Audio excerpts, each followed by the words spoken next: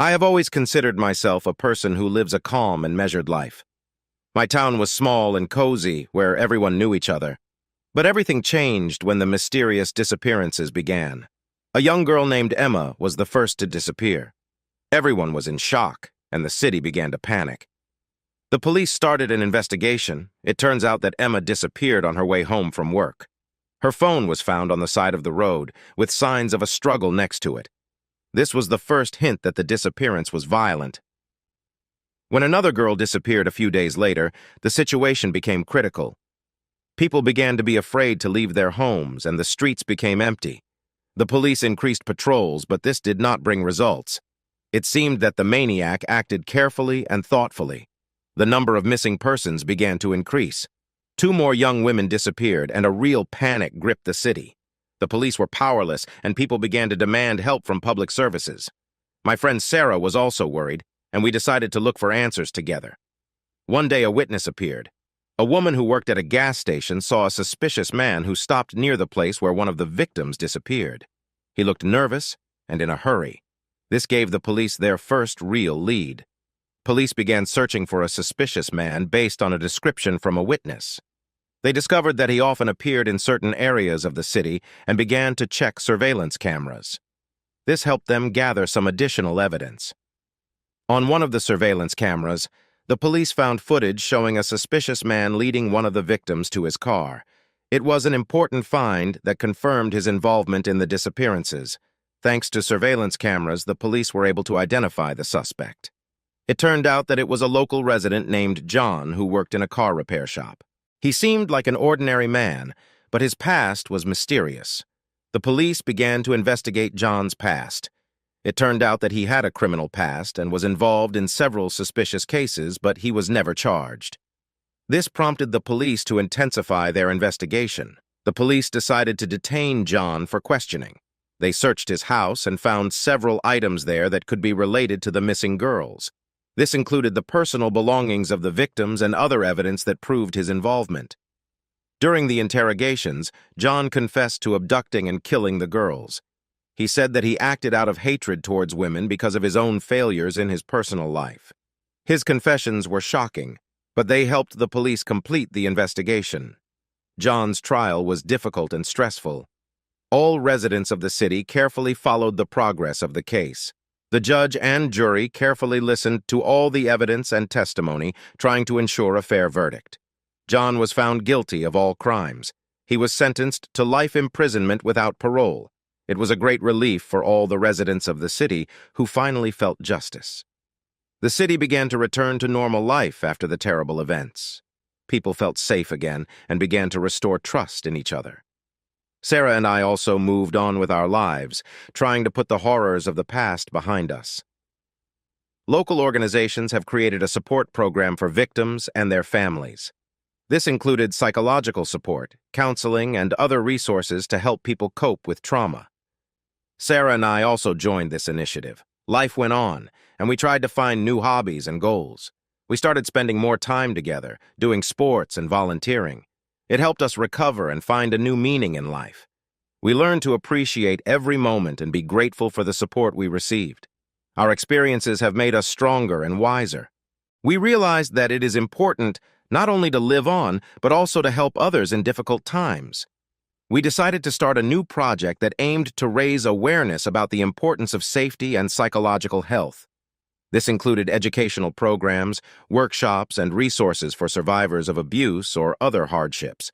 The project received wide support from the public and local organizations.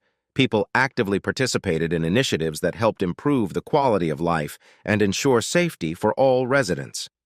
We faced new challenges, such as financing the program and ensuring its effectiveness. This required constant work and adaptation to changing conditions. But we were ready for it and tried to do our best. Over time, we were able to find a new balance in life. We learned to appreciate every moment and be grateful for the support we received. Despite all the difficulties, we had hope for a better future and continued to work to improve life in our community.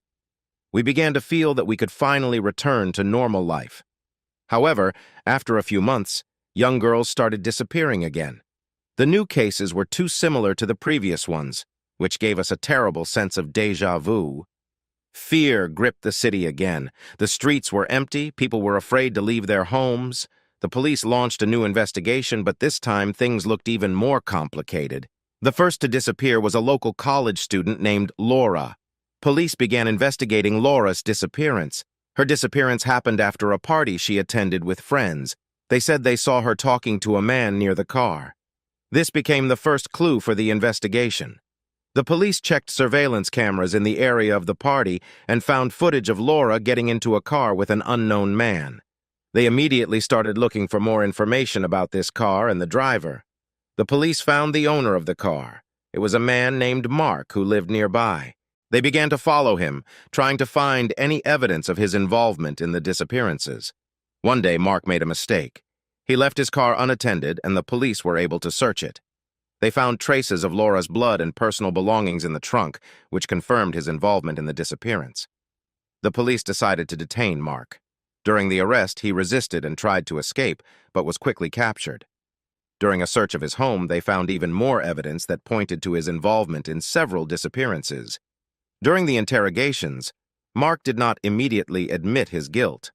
However, under the pressure of indisputable evidence, he began to confess. He said he took pleasure in controlling his victims, and his crimes were carefully planned. With each interrogation, Mark talked about new crimes he had committed. The number of victims was increasing, and the police worked around the clock to find all possible evidence and establish the names of the missing. Mark talked about the methods he used to kidnap and kill his victims. His confessions were shocking and disgusting. The police collected all possible evidence to ensure a fair trial. The police began looking for new possible victims of Mark. They checked all the places he visited and searched his house and other objects belonging to him. This helped to find even more evidence and establish the names of new victims. Mark's trial was difficult and emotionally draining. The judge and jury listened to all the gruesome details of his crimes. The evidence was incontrovertible, and Mark was found guilty of all charges. Mark received a life sentence without parole. It was a relief for all the residents of the city who were finally able to feel justice and security. After the arrest of Mark, the city began to gradually recover. People returned to normal life, but fear and anxiety left their mark. The community came together to support the victims and their families. Local organizations continued to provide psychological support to victims and their families. It has helped many people overcome trauma and start a new life. Sarah and I also joined this initiative. The city has adopted new security measures to prevent similar crimes in the future. This included increased patrols, the installation of additional surveillance cameras, and educational programs for residents. We have learned important lessons from all events. Life can be unpredictable and cruel, but community support and willingness to help each other make us stronger. We continue to live with hope for a better future. Over time, the city returned to normal life. People felt safe again, and we were able to enjoy the simple joys of life. Our experiences left a mark, but we learned to appreciate every moment. Life went on, and we faced new challenges. But thanks to the support of each other and our community, we were able to overcome all difficulties and find a new meaning in life. A few weeks after moving in, Sarah and I learned of a new wave of murders in our town. Fear gripped the community when the bodies of 2 young girls were found on the outskirts. The police were convinced that this was the work of a new maniac. The police immediately started an investigation. They collected evidence from crime scenes and interviewed witnesses, but so far had no concrete suspects. Sarah and I decided to stick together and be careful. Police found surveillance footage of a suspicious man wandering around one of the crime scenes. They started looking for this man, but his identity has not yet been established. A few days later, another girl disappeared. Her name was Jessica, and she was a student at the local college. The police started a search again, but so far without success. The community was in a panic. Police received a tip from a witness who saw Jessica getting into a car near her college. The witness remembered the license plates, and the police began looking for the owner of the car. This gave them a new direction in the investigation. Police found the car seen outside Jessica's college, near an abandoned building on the outskirts of town. During a search of the building, they found traces of a struggle and blood, which probably belonged to Jessica. The owner of the car turned out to be a man named Thomas, who worked in a local auto repair shop. The police began to follow him and check his alibi for the time of Jessica's disappearance. They also searched his house. During a search of Thomas' home, police found several items belonging to the missing girls. This gave them reason to arrest Thomas and further question him. He denied involvement, but the evidence was against him. During the interrogation, Thomas initially denied his involvement in the murders, but when pressed by the evidence, began to give contradictory statements. The police tried to get a confession from him, but he remained adamant. Despite the arrest of Thomas, a new disappearance occurred in the city. That meant they could be dealing with another maniac. The police were confused, and Sarah and I felt a growing sense of anxiety. The police decided to expand the investigation, involving more resources and experts. They checked all possible connections between the disappearances and began looking for new clues. The community supported their efforts. During one of the patrols, the police noticed a suspicious man who often wandered near the places of disappearances. They decided to follow him and check him for involvement in crimes. This gave them a new direction in the investigation. Police found new evidence linking the male suspect to the crime scenes. They started checking his background and found that he had a criminal record and was involved in several suspicious cases.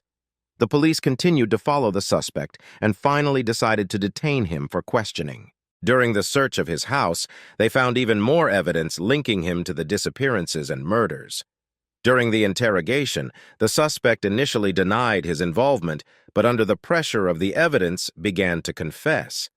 He talked about his crimes and how he chose his victims. His confessions were shocking and helped the police solve more crimes.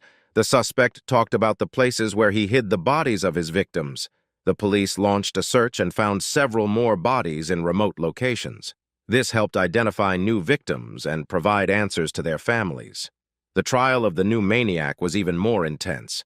He was accused of numerous kidnappings and murders. The evidence was indisputable, and the court sentenced him to life imprisonment without parole.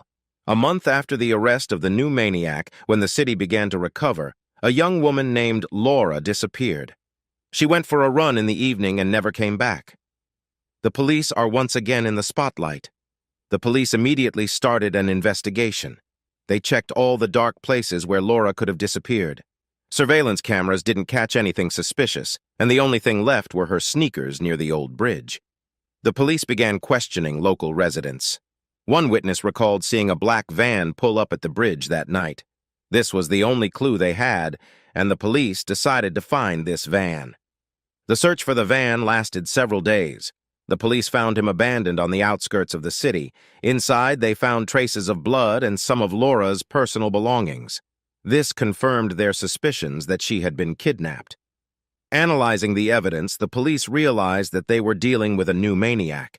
His methods were different from the previous ones, but the brutality remained at the same level. This scared the community even more. Police began investigating possible connections between Laura and the other victims. They found that all the victims were active social media users and had many friends in common. This gave them a new line of inquiry. The police decided to set a trap for the maniac. They created a fake social media profile of a young woman and started communicating with suspicious individuals. It was risky, but they hoped the maniac would bite. A few days later, the police received a message from a suspicious user who showed interest in the fake profile. They started communicating with him, trying to bring him to clean water. Suspicions grew with each new report. A suspicious user has suggested a meeting. The police agreed, but decided to conduct an undercover operation. They prepared for a possible attack and sent an agent to meet the maniac. The police detained the suspect at the meeting place. He tried to escape, but without success. During the search of his car, they found tools that could be used for kidnapping and murder. This was a key piece of evidence. During the interrogation, the suspect was cunning and tried to confuse the investigators. But under the pressure of the evidence, he broke down and confessed to the kidnappings and murders. His testimony was shocking and confirmed their worst fears. The suspect told where he hid the bodies of his victims. Police began a search and found several more bodies in remote locations. This helped identify new victims and provide answers to their families. The trial of the new maniac was even more intense. He was accused of numerous kidnappings and murders. The evidence was indisputable, and the court sentenced him to life imprisonment without parole. Despite the arrest of the maniac, a new disappearance occurred in the city. That meant they could be dealing with another maniac. The police were confused, and Sarah and I felt a growing sense of anxiety. The police began questioning local residents. One witness recalled seeing a suspicious man watching the missing woman's home. They decided to find this man and check him for involvement in crimes. The police found the suspect and started tracking him. They found that he had a criminal record and was involved in several suspicious cases. This gave them grounds for detention and interrogation. During a search of the suspect's home, police found evidence linking him to the disappearances. They found personal belongings of the victims and traces of blood. This was the key piece of evidence that confirmed their suspicions. During the interrogation, the suspect initially denied his involvement, but under the pressure of the evidence, he confessed to the abductions and murders. His confessions were shocking and helped the police solve more crimes. The suspect talked about the places where he hid the bodies of his victims. The police launched a search and found several more bodies in remote locations. This helped identify new victims and provide answers to their families. The police decided to expand the investigation, involving more resources and experts. They checked all possible connections between the disappearances and began looking for new clues. The community supported their efforts. During one of the patrols, the police noticed a suspicious man who often wandered near the places of disappearances. They decided to follow him and check him for involvement in crimes. This gave them a new direction in the investigation. Police found new evidence linking the male suspect to the crime scenes. They started checking his background and found that he had a criminal record and was involved in several suspicious cases. The police continued to follow the suspect and finally decided to detain him for questioning. During the search of his car, they found even more evidence linking him to the disappearances and murders. During the interrogation, the suspect was cunning and tried to confuse the investigators.